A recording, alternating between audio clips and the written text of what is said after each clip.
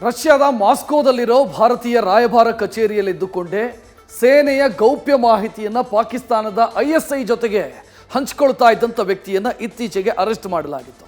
ಬಂಧಿತ ಸಿಬ್ಬಂದಿಯನ್ನು ಉತ್ತರ ಪ್ರದೇಶದಲ್ಲಿ ಪೊಲೀಸರು ವಿಚಾರಣೆ ನಡೆಸ್ತಾ ಇದ್ದಾರೆ.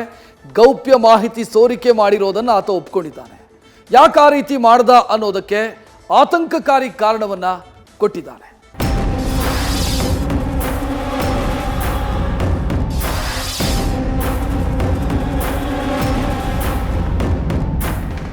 ಭಾರತದ ಗೌಪ್ಯ ಮಾಹಿತಿ ಕಲೆ ಹಾಕಲು ಪಾಕಿಸ್ತಾನದ IAS ಬೇಹುಗಾರರು ಒಂದಿಲ್ಲೊಂದು ಸರ್ಕಸ್ಸು ಮಾಡ್ತಾನೆ ಇರ್ತಾರೆ.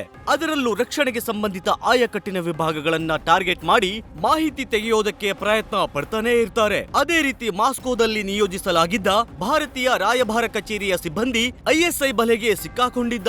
ಭಾರತೀಯ ಸೇನೆಗೆ ಸಂಬಂಧಿಸಿದ ಸೂಕ್ಷ್ಮ ಮಾಹಿತಿಗಳನ್ನ ಆತನ ಮೂಲಕ ISI ಕಲೆ ಹಾಕಲು ಯಶಸ್ವಿಯಾಗಿದೆ. ಅದಾಗಲೇ ಈ ಪ್ರಕರಣದಲ್ಲಿ ಸತೇಂದ್ರ ಸಿವಾಲ್ನ ಬಂಧನವೂ ಆಗಿದೆ. ಆದ್ರೆ ಮಾಹಿತಿ ಸೋರಿಕೆ ಮಾಡಿದ್ದೇಕೆ ಅನ್ನೋ ಪ್ರಶ್ನೆಗೆ ಆತ ಕೊಟ್ಟಿರೋ ಕಾರಣ ಶಾಕಿಂಗ್ ಆಗಿದೆ.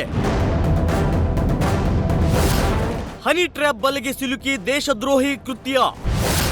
ಪಾಕಿಸ್ತಾನದ ISIಗೆ ಗೌಪ್ಯ ಮಾಹಿತಿ ಸೋರಿಕೆ. ಭಾರತದ ರಹಸ್ಯ ಮಾಹಿತಿಗಳು ಪಾಕಿಸ್ತಾನದ ISIಗೆ ಹೋಗುತ್ತಿದೆ ಎಂಬ ಮಾಹಿತಿ ಉತ್ತರ ಪ್ರದೇಶದ ಭಯೋತ್ಪಾದಕ ನಿಗ್ರಹ ದಳಕ್ಕೆ ಲಭಿಸಿತ್ತು. ಇದರೊಂದಿಗೆ ಫೀಲ್ಡ್ಗಿಳಿದ ಅಧಿಕಾರಿಗಳು ತನಿಖೆ ಆರಂಭಿಸಿ ಮಾಸ್ಕೋದಲ್ಲಿರುವ ಭಾರತೀಯ ರಾಯಭಾರಿ ಕಚೇರಿಯಲ್ಲಿ ಕೆಲಸ ಮಾಡುತ್ತಿದ್ದ ಉದ್ಯೋಗಿಯನ್ನ ಕಳೆದ ಫೆಬ್ರವರಿ 4ರಂದು ಉತ್ತರ ಪ್ರದೇಶದಲ್ಲಿ ವಶಕ್ಕೆ ಪಡೆದು ವಿಚಾರಣೆ ನಡೆಸುತ್ತಿದ್ದಾರೆ. ಆರೋಪಿ ಸತ್ಯೇಂದ್ರ ಸಿವಾಲ್ ಹನಿ ಟ್ರ್ಯಾಪ್ಗೆ ಒಳಗಾಗಿ ಭಾರತೀಯ ಸೇನೆಯ ಗೌಪ್ಯ ಮಾಹಿತಿಯನ್ನ ಆಕೆಯ ಬಳಿ ಹಂಚಿಕೊಳ್ಳುತ್ತಿದ್ದ ಎಂದು ತಿಳಿದು ಬಂದಿದೆ. ಅದಕ್ಕೆ ಆತ ಕೊಟ್ಟಿರೋ ಕಾರಣ ಹನಿ ಟ್ರ್ಯಾಪ್. 2021ರಲ್ಲಿ ರಷ್ಯಾದ ಮಾಸ್ಕೋದಲ್ಲಿರುವ ಭಾರತೀಯ ರಾಯಭಾರಿ ಕಚೇರಿಯಲ್ಲಿ ಸಿಬ್ಬಂದಿಯಾಗಿ ಕಾರ್ಯನಿರ್ವಹಿಸುತ್ತಿದ್ದ ಸತೇಂದ್ರ ಪಾಲ್ಗೆ ಆನ್ಲೈನ್ನಲ್ಲಿ ಪೂಜಾ ಮೆಹ್ರಾ ಎಂಬ ಮಹಿಳೆ ಪರಿಚಯವಾಗಿತ್ತು.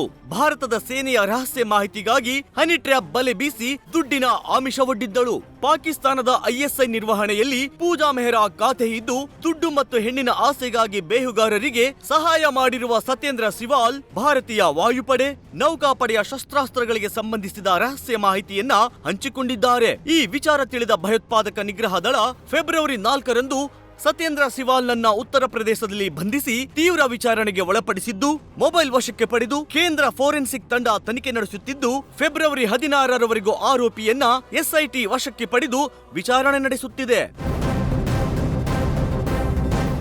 ಸಾಮಾನ್ಯವಾಗಿ ಭಾರತದ ಸೂಕ್ಷ್ಮ ವಿಭಾಗಗಳಲ್ಲಿ ಕೆಲಸ ಮಾಡೋ ಸಿಬ್ಬಂದಿ ಯಾವುದೇ ಮಾಹಿತಿ ಸೋರಿಕೆ ಮಾಡೋದಕ್ಕೆ ಹೋಗೋದಿಲ್ಲ. ಇದಕ್ಕಾಗಿಯೇ ಮಾಯಾಂಗನೆಯರ ಮೂಲಕ ಬಲೆ ಬೀಸುವ ಚಾಳಿಯನ್ನ ISI ಪ್ರಯೋಗಿಸುತ್ತೆ. ಈ ರೀತಿ ಹನಿ ಟ್ರ್ಯಾಪ್ ಮಾಡಿ ಮಾಹಿತಿ ಕದ್ದ ಹಲವು ಉದಾಹರಣೆಗಳು ಈ ಹಿಂದೆಯೂ ನಡೆದಿದೆ. ಇದಕ್ಕಾಗಿಯೇ ಸೂಕ್ಷ್ಮ ಇಲಾಖೆಗಳಲ್ಲಿ ಸಿಬ್ಬಂದಿ ಸೋಷಿಯಲ್ ಮೀಡಿಯಾ ಬಳಸುವುದಕ್ಕೂ ನಿಬಂಧನೆಗಳನ್ನ ಹಾಕಲಾಗಿದೆ. ಇಷ್ಟೆಲ್ಲದರ ನಡುವೆಯೂ ಹನಿ ಟ್ರ್ಯಾಪ್ ಮಾಡಿ ಸತ್ಯೇಂದ್ರ ಸಿವಾಲ್ನ ಬಲೆಗೆ ಕೆಡುವಲ್ಲಿ ISI ಚಾಲಾಕಿತನ ತೋರಿದೆ. SIT ವಶದಲ್ಲಿರುವ ಆರೋಪಿ ತನಿಖೆಗೆ ಉತ್ತಮವಾಗಿ ಸ್ಪಂದಿಸುತ್ತಿದ್ದಾರೆ ಎಂದು ಅಧಿಕಾರಿಗಳು ಮಾಹಿತಿ ನೀಡಿದ್ದಾರೆ. ಆದ್ರೆ ಇಂಥ ಜಾಲಕ್ಕೆ ಸಿಲುಕುವ ಸಿಬ್ಬಂದಿಗಳ ಮೂಲಕ ಸೋರಿ ಹೋಗಿರೋ ಮಾಹಿತಿಗಳು ದೇಶದ ಭದ್ರತೆಗೇನೆ ಸಂಚಕಾರ ತರುತ್ತೆ ಅನ್ನೋದನ್ನ ಅಲ್ಲೆಗೆಳೆಯುವಂತಿಲ್ಲ.